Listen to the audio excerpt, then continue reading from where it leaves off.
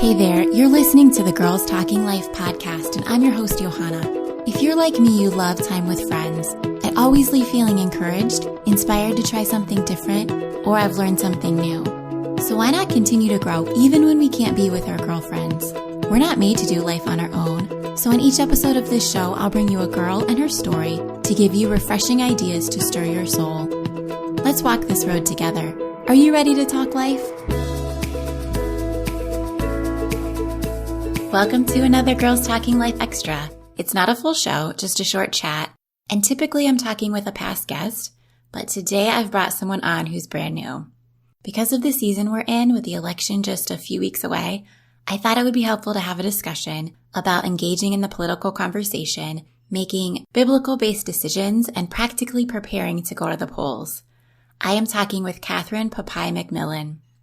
Catherine is a mama of three, a high school government teacher, and a passionate citizen. Here is our conversation. Hello, Catherine. Thank you so much for agreeing to talk with me on the show today. Hi, thanks for having me. I came across an article you wrote in a newsletter for my friends, Rich and Shawless Church, Sanctuary Columbus, and I really liked what you had to say, and I am so glad that you're willing to talk with me. Introduce yourself and tell me why you want to talk about politics and government to me today. Sure. Yeah. My name is Catherine Papai-McMillin, and I'm actually a government teacher. So that's my main reason why I'm so excited about talking about politics and voting. But I also was raised to participate civically, like that was an important thing to do, that voting was important. So I grew up with that as my background. And so that translated then for me into being a government teacher and enjoying working with students. I love all the conversations that I have with them. It's very exciting to work with young people and to take them from, what is this? Why does it matter? Who cares if I vote? To, yes, voting is important. I'm going to be engaged. I am going to work in my communities for the change that I want to see. So for me, it is that excitement of connecting with people and not just sort of the abstract idea of politics or voting itself. That's so cool. As I don't even need to say, tensions are high this year for so many reasons. And I feel like anytime we turn on the news or we watch something on social media, everything feels so divisive. If you're familiar with the Enneagram, I am a 9, which is the peacemaker. So my personality is not to have any conflict, not to have any confrontation. So when this topic comes up, Catherine, I really just want to run away. Like, I really just don't want to engage in the conversations. But I also know that as a follower of Christ, sometimes we're called to speak up. So what are the ways that we can engage in these conversations and engage in them well? Yeah, I think one of the things that's really important is to not come into a conversation with the idea of it being a debate and I'm going to convince you of the way that things are, but more to actually come in to listen to what the other person has to say about why the things are important to them that are important to them, and about why they see the world the way that they do. Because with politics, it comes down, people react viscerally because it comes down to core beliefs, right? And so when you discuss politics, you are a lot of times discussing your identity. And so for someone to come in and say you're wrong is an attack on your identity, right? And so I think that we need to some extent, disentangle ourselves from that, because politics doesn't necessarily have to be our identity the same way that, like, being a Christian is part of a core identity, right? Like being Democrat or Republican isn't on the same level, or being independent or Green Party, Libertarian, right? Whatever your political affiliation or non-affiliation happens to be. So there is some element of disentangling ourselves from that. But it's also just really important to listen to what people have to say, because a lot of times the way people are voting is because of beliefs that they have about certain issues, the way that they view the world. And so it helps us to understand where another person is coming from, and to say that is a belief that person has. Maybe I don't agree with that belief, but can I understand that belief? Can I understand where that person's coming from? And then have a more productive conversation. And so I think conversations run better when we listen and ask questions than if we come in waving our index cards of facts at each other. And I think that's true whether we're talking about politics or not. Right. Yes. Yeah. It's just, good listening skills. Yeah. Right, right. You say that our citizenship in the kingdom of heaven calls us to action in our current earthly kingdom. And one of the ways that we can take action is by voting. As a follower of Jesus, do you have a process that you use to look at issues through a biblical lens? Or do you have a way that you make good choices for yourself? Yes, I would say that my views have changed probably over the course of my adult life in terms of how I approach voting and the decisions that I make about who I vote for as I've come to a deeper understanding of the character of God. And so I think what's important to me is to look at what is important to God. And the way that I look at that is when you look at the Bible, what are the themes that are repeated? What are the names of God that are repeated, right? Because that, I think, is where you see what God cares about the most. And I think there's a lot of passages in scripture that kind of get blown out of proportion or given a lot of weight. And when you look at the Bible as a whole and see the process of God over time and see the way that the prophets and the psalmists and the people of Israel address God and what he cares about and what they end up getting in trouble for with God over time, right? And then sort of the mission and the directives of Jesus then in the New Testament, you see the character of God revealed. And so for me, it's important to try to make my decisions based on what I think is important to God. And I don't know that that's always what we think it might be. So I think there's a lot of inspection of oneself that has to happen when one is voting, to ask, am I judging these politicians based on the way that maybe, God would see them, or the way that kind of a knee-jerk reaction, or the way that I've been hearing in the media to see them? And I think that's another thing that's important too, is you have to get past the headlines. I would say get off of social media completely if you want to find out what's really going on with the candidate and their issues, the way that they stand on issues. It's not helpful. Most of the stuff that's on social media is there to inflame you and to just make you angry and make you go click on things and more things so that they can get more eyeballs, right?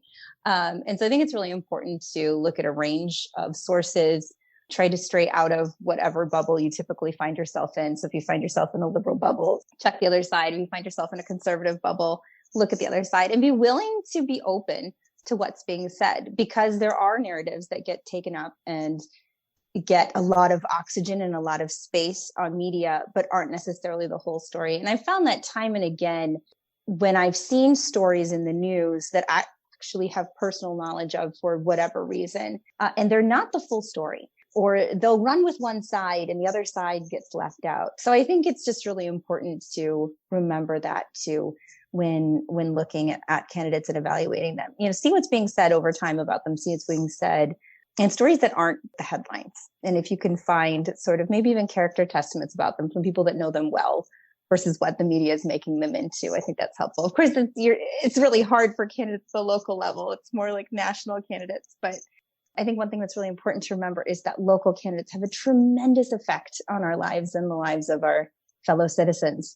So the judges that you vote into office in Ohio, if you're a voter in Ohio. I know you said some people listen outside of Ohio, but in Ohio we elect our judges. And so judges have a tremendous effect on people's lives if they have to go through the court system. And your city council members have a tremendous impact on your lives, like the ordinances that you're going to have to live with in your city. And then state politics a lot of times ends up affecting us a lot more than national politics, but we follow the national stories. And there's a whole range of reasons for that I won't get into, but we tend to follow national stories, but the state laws make a big difference. So I think it's really important to pay attention to those state and local races as well, and find out what you can. And the advantage with the local races is you might actually run into that person in a restaurant, right? Or the grocery store, and you can talk to them and they'll probably be glad to have a conversation with you. That's such a great point, and something that I don't think about often. I was listening to something recently and they were talking about, it was a daughter of a candidate of a man who had run for president. And she was talking about those narratives being spun out of control. And she said, you have to remember, this is a person with a family. And yes, just because this is one issue and he feels differently or she feels differently than you do, they have so many other characteristics and life stories that you could relate to as well. Right. Yes, that's good advice. And I think too, like, I mean, that is, in the Bible, it says God does not see the same way people see, right? People look at the outside, but the Lord looks at the heart. And so that is something to remember too, especially I think if you find your blood pressure rising, you're like, oh, I can't believe they just did that. It's like, you can be angry at the action, but remember that underneath there is a person that God loves no matter what, right? So yeah, we may not be happy with the decisions that they make, but the Lord loves unconditionally. I've heard from several people recently that, they want to do their part. They want to vote, especially for president, but they don't feel like either President Trump or former Vice President Biden is the right choice for our country right now. What do you do when neither candidate seems like the right one?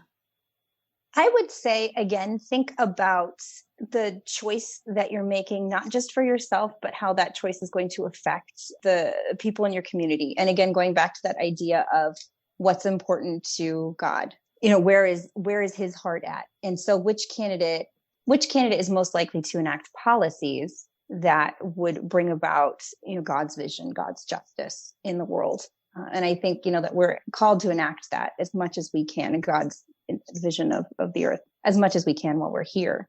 Of course, it won't be renewed until Jesus comes back, but we do what we can, right, while we're here. That would be one thing I would say. The second thing I would say is change the system. So we are forced into a two-party system because of our electoral system. We have this first past the post, winner take all, right? So you don't even have to win 50% of the votes. You just have to win more than whoever else is running, and you get all of the votes. And it forces us into a two-party system. And so I would say, if you don't like the fact that we have two candidates typically to choose from, work on changing our electoral system. So places like Maine are experimenting with ranked choice voting, where you can vote for the person that you truly believe would be the best person for our country or for, your state or your city at the time. But then you kind of rank the other candidates in the order of I can live with if this had to happen. And so you do get to vote your conscience under a system like ranked choice voting. It's not where now with the two-party system, if you vote third party, essentially you've thrown your vote away, right? And that it's probably not going to make a difference because not enough people are going to vote for third party because they know that third party is not going to win. So it's a self-fulfilling prophecy. But this two-party system has existed for our entire history, essentially, because of the way that we vote. So yeah, I would say work on changing the system. And there's more calls for that. And people are starting to do that more, experimenting with different options. I'm not saying we need to move to parliamentary democracy. There's issues with that as well. But yeah, if we change up first past the post or winner take all, then I think more people would feel better about voting. I can understand why people feel like I can't choose either candidate because, well, all candidates are flawed, right? They're all human. But some we might feel more strongly about than others. And so those are the two things I would say. Like, don't just leave it at, well, I can't vote for either. Like, work to make that change. If you don't feel like you can vote for either, let's change the system so that we can have a voting system we all feel good about. I like that. Thank you. That's very interesting. So what resources or encouragement would you offer to the woman who's feeling overwhelmed or discouraged with the thought of voting next month?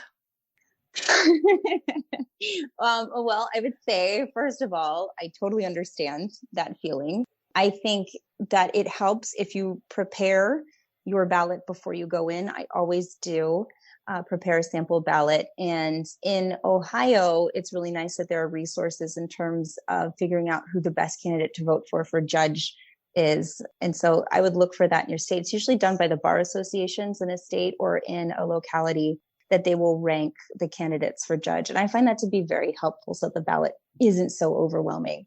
I like to use vote411.org. It's a great nonpartisan resource that just shows you what's on the ballots, and then they will ask candidates to respond to a series of questions. I don't like to vote, this is me personally, but I don't like to vote for candidates that didn't answer questions, especially if it's to like a local paper of record. I'm like, well, if you want to, get my vote, please give me some information about yourself. Right. I don't feel comfortable voting for someone I have no information on. But that's a personal thing for me. So I think that for a lot of people, it feels overwhelming because they're not sure how to get to the information to make an informed choice. At least I know that in the past, before I found all the resources that I have, that's how I felt. I was like, I feel like I'm throwing cards up in the air for who to vote for judge or some of these other offices. I don't know how to make a good decision here. And then once I had those resources, I felt peace about voting for judge and some of the other offices. So I think that informed voting helps to cut down overwhelmed or stressful voting. And I think also for me, one thing I try to remember and keep in mind is that it doesn't matter in the end who wins the election. For us, our mission does not change. As Christians, our mission is, eternal, more or less. So what we are supposed to do, what God calls us to do, it doesn't matter who occupies the governorship or the White House. We have to keep doing what we're called to do. And God, in the end, is ultimately in control, come what may, in our country. So that too, when I get too worked up, I try to go back and hold on to that. And that brings me peace because, throughout history, we have seen what God can do. And so it's the way that sometimes I need to think about to sleep at night. Like, wait, God's got this. Okay. Got to trust in that. Yeah, it's absolutely true. And I love that you ended on that point. So find out what the candidates think about each issue and prepare your ballot ahead of time. And then in the end, know that God's in control. So it's okay, yes, no matter which way it falls. Yes. So I think that, if you voted, then you can feel good about what you've done because you have tried to make a difference in the way that things are and for other people in their lives. Well, thank you for coming on, Catherine. I appreciate all your words. I am feeling less overwhelmed and like I have a plan. Oh, good. Yeah. So I appreciate that. I hope that my listeners feel the same way. I hope so too. Johanna, thanks so much for having me. I had a good time. It was really good to talk with you. Thanks, Catherine. You're welcome.